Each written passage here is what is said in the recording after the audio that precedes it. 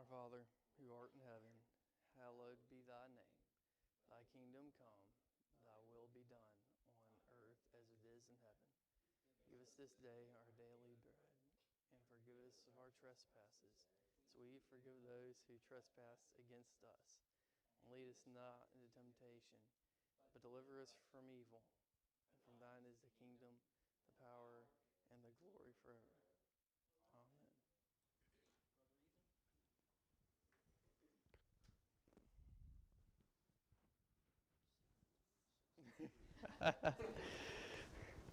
Thank you, Brooke, for leading us in prayer. You know, when we do the Lord's Prayer, I've noticed Dr. Boyd always jumps into the "as we forgive those who trespass against us" a little sooner than the rest of us. So I always hear that "as" jump out there. So I couldn't help it. I couldn't help but chuckle a little bit mid-prayer. Carl, thank you for the kind words. I just want y'all to know, Carl came to my office about 5 minutes before chapel and prayed with me, just over the message and over chapel, which was just an incredible act of kindness. So thank you for that, Carl. Our scripture reading today, we've got two. The first, I don't have to open the Bible for because Matt Friedman made me and all my soccer teammates memorize it. Growing up, go Speeders, and Isaiah 40:31. Those who wait upon the Lord shall renew their strength. They shall mount up on wings like eagles. They shall run and not grow weary. They shall walk and not grow faint. And then our New Testament reading is Matthew chapter 25, 1 through 13. At that time, the kingdom of heaven will be like 10 virgins who took their lamps and went out to meet the bridegroom. 5 of them were foolish and 5 were wise. The foolish ones took their lamps, but did not take any oil with them. The wise, however, took oil in jars along with their lamps. The bridegroom was a long time in coming, and they all became drowsy and fell asleep. At midnight the cry rang out, "Here's the bridegroom, come out to meet him." Then all the virgins woke up and trimmed their lamps. The foolish ones said to the wise, "Give us some of your oil, our lamps are going out." "No," they replied, "there may not be enough for both us and you. Instead, go to those who sell oil and buy some for yourselves." But while they were on their way to buy the oil, the bridegroom arrived. The virgins who were ready went in with him to the wedding banquet, and the door was shut. Later the others also came. "Sir, sir," they said, "open the door for us." But he replied, "I tell you the truth, I don't know you. Therefore keep watch, because you do not know the day or the hour." Waiting is not fun, but neither is missing out. In 1815, Napoleon Bonaparte escaped from the Isle of Elba. He loved it. And he took control of France in a bloodless coup. He had many enemies. All of Europe did not want to see Napoleon in charge of France again. The Austrian Empire, the Russian Empire, Prussia, Britain, Spain, everybody was mobilizing their armies to prepare to fight France yet again. France had been ravaging Europe with war since the French Revolution. We're talking 20 years of almost continuous warfare. And it's about to all happen again. So Napoleon knows if he stands a chance of maintaining power on the throne of France, he must win soon. He must get a signature victory, preferably two, to intimidate the rest of Europe into leaving him alone and allowing him to stay in France. Well, fortunately for him, there are two armies not too far from France that he can attack and gain his signature victories over. The Prussian army, led by Field Marshal Blücher, and a British army of kind of a motley crew of allies, of British troops, Dutch, Belgian troops, and different German troops from different German principalities, under the command of the Duke of Wellington. The Prussians' turn came first. Napoleon attacked them at Ligny and won a signature victory. Next came for the British. The Duke of Wellington knew that his best chance was a defensive battle. He knew time was on his side. So he took his troops and withdrew to a defensive position at a place called Waterloo and set up his defenses there. He knew that if he could wait, if he could hang in there, if he could just hold out, the Prussians would be able to regroup and come to his aid. He just needed time, and he knew Napoleon did not have time. So he prepared. He got ready, and on the morning of the 18th of June, Napoleon arrived and attacked. Now, I already told you that the Duke of Wellington, who at this point, by the way, was undefeated. Wellington had defeated every French general Napoleon had sent his way. So you've got the undefeated British general versus Napoleon himself. This showdown was eventually going to happen, and it's the Super Bowl of the Napoleonic Wars. It is a massive showdown between two brilliant military minds. Napoleon attacks first, but Napoleon has certain advantages. One, Napoleon has 73,000 men with him. The Duke of Wellington only has 68,000 men. So Napoleon has them outnumbered slightly by about 5,000 men. Also, Napoleon had all French troops, many of whom were hardened, seasoned veterans. Now, the Duke of Wellington had well-trained British troops with him, but he also had this motley crew of allies with him. So you had multiple languages, all kinds of communication barriers, and mixed loyalties in this smaller army. Napoleon had about 250 pieces of artillery. Wellington only had 150. So Napoleon had him outnumbered by 100 guns, which in any day is a big deal, but especially in this kind of warfare in this period in history. Being short 100 guns is a big deal. So Napoleon launches the assault. He starts with an artillery bombardment and an infantry assault upon the British positions. The British fight back. They fight hard. And they hold out against the French attack at first. It's intense infantry fighting, and the British are not giving way, but eventually, one of their flanks starts to crumble. The French are starting to gain a foothold, but the men hold the line. Even though they're losing part of their flank, they hold the line, they don't panic, they don't run, and the battle's not lost. They hang in there. It's now early afternoon, and Napoleon sees that even though he's managed to turn part of the flank of the British, they're still hanging in there, they're still fighting. So he focuses his 250 guns even more on the British infantry and subjects them to a very, very intense artillery bombardment. Wellington, under this kind of bombardment, under this kind of attack, pulls his troops back a little bit to find them shelter from the artillery barrage. Napoleon sees the troops moving back and sees a golden opportunity. If he can catch them scattered in retreat with his cavalry, the day's over. The battle's won. So he sends 15,000 horse against the British infantry under Marshal Ney, with the idea of just break up the infantry, catch them on the move, and you'll cut them down one by one with your sabers. Well, The British response to this is a formation called the square formation. So they line up in a square where the infantry are facing every single side. It's a four-sided formation, and when they have bayonets at the end of their guns, and this is 1815, so we're dealing with big long muskets with bayonets at the end. And by forming the square formation, it makes it very difficult for cavalry to attack because you're going against this prickly mass of basically spears.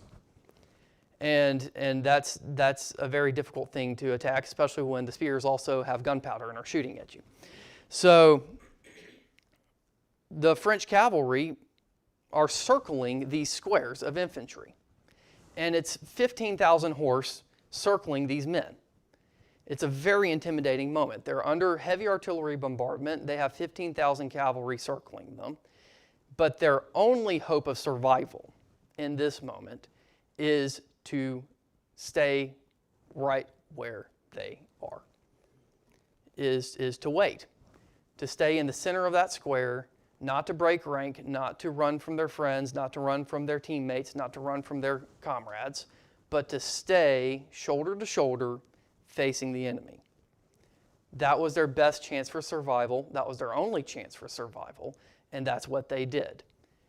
And Napoleon, disappointed, called the cavalry back because it was not working. It wasn't working. It's now getting later in the afternoon. Prussian troops are now showing up.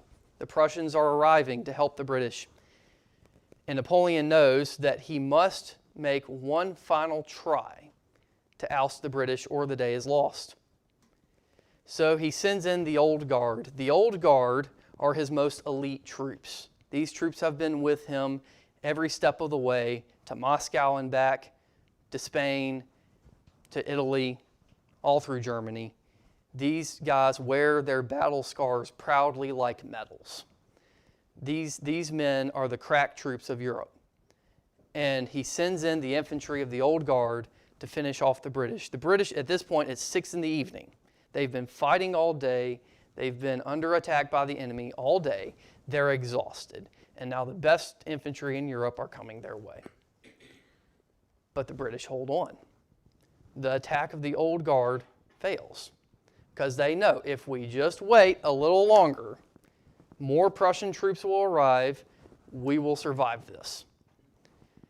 So the attack fails. And at this point, the Duke of Wellington sees his moment. And he gets on his horse and charges down the line, shouting for the men to charge. The French cannot stand against us now. And the British cavalry and the British infantry take their turn at the end of the day at 6 o'clock to charge. And they rout the French. And the battle's over. And it was such a complete victory, the war was over. The reason they won that battle was twofold. One, they waited. They waited, they waited, they waited. They did not lose faith. They did not lose hope. They hung in there. And two, they were prepared. When the time came, when the opportunity came, they took it. As Christians, we are called to do both of those things. We're called to wait many times. Whether it's in our personal walk, or I know we've got a lot of pastors or future pastors watching this. Maybe it's our church. Maybe it's our nonprofit organization. Maybe in some form or fashion, at different phases in life, we are called to wait. But while we wait, Satan's circling around us like a lion or like 15,000 cavalry. And if we break rank, if we run away from what we're called to do, that is not the safest place for us to be. The safest place for us to be is in the center of God's will. And if we run from God, if we run from what He's called us to do, that's when we can really get cut down and caught up by the enemy. And so the first thing we must do is wait, or be willing to wait, and to keep the faith and to hold strong. But that's only half. the calling. The other half is to be ready, to be prepared, so that when God calls us to act, when God leads us, we're ready. And not only ready, but obedient, so that we make that choice, we take that charge, and we do what the Lord has called us to do. The virgins, all 10 of them waited. They all sat there and they waited for the bridegroom. But only 5 of them were ready. Only 5 of them took the time to prepare. And that's the thing about waiting, is that sometimes waiting is the easy part. Sometimes it's hard. Sometimes you're under heavy bombardment and you feel like the enemy is coming after you and you don't know why. You don't know why you're waiting. You don't know what you're being called for. You don't know what the point of the waiting game is. You just know that God has you where you are and that you're supposed to hang in there. Maybe there are some students right now who are, having a hard time paying for class or having a hard time passing class, but you know you are where you're supposed to be, and so you wait. But it's not just good enough to wait. Sometimes waiting is the easy part because it's a passive exercise, oftentimes. You got to be ready after the waiting, when you're tired, at the end of the day, to jump in there and do what God is calling you to do. And that's what we're doing here at Wesley Biblical Seminary. We're training you to be pastors, to be missionaries, to be leaders, so that you can do what God is calling you to do. So hang in there, wait, but be ready. And that applies to everyone in this room too. Be ready and jump at the moment when God gives it to you. When you have, or we as a school have, or the church you represent has an opportunity to do what God has been making you wait to do, when that opportunity comes, don't miss the moment. The British didn't miss the moment. They could have charged any time during the day, and they would have lost. They waited for the right moment, and then they charged. And God, by the leading of His Holy Spirit, gives us the right moment. He guides us. And that's why we stay sensitive to Him and in relationship with Him, each and every one of us daily in our devotions and in our prayers. So that's the message. That's the 2 points. Wait patiently, but be prepared to jump at God's opportunities. I'm going to close with a quote. Those of you that know me know I love my quotes. I know men, and I tell you, Jesus Christ was not a man. Superficial minds see a resemblance between Christ and the founders of empires and the gods of other religions. That resemblance does not exist. There is between Christianity and other religions the distance of infinity. Alexander, Caesar, Charlemagne, and myself founded empires. But on what did we rest the creations of our genius? Upon sheer force. Jesus Christ alone founded His empire upon love. And at this hour, millions of men will die for Him.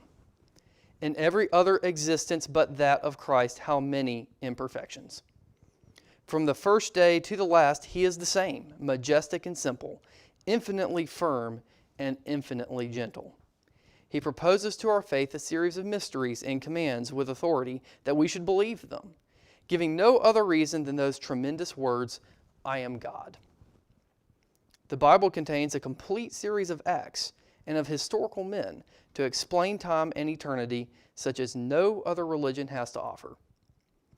If it is not the true religion, one is very excusable in being deceived, for everything in it is grand and worthy of God. The more I consider the gospel, the more I am assured that there is nothing there which is not beyond the march of events and above the human mind. Even the impious themselves have never dared to deny the sublimity of the gospel, which inspires them with a sort of compulsory veneration. What happiness that book procures for those who believe it. The person who said that statement was Napoleon Bonaparte. He became a Christian when he was exiled in St. Helena after this battle. And I imagine for him, he was prepared when the time came, and heaven was worth the wait. Thank you.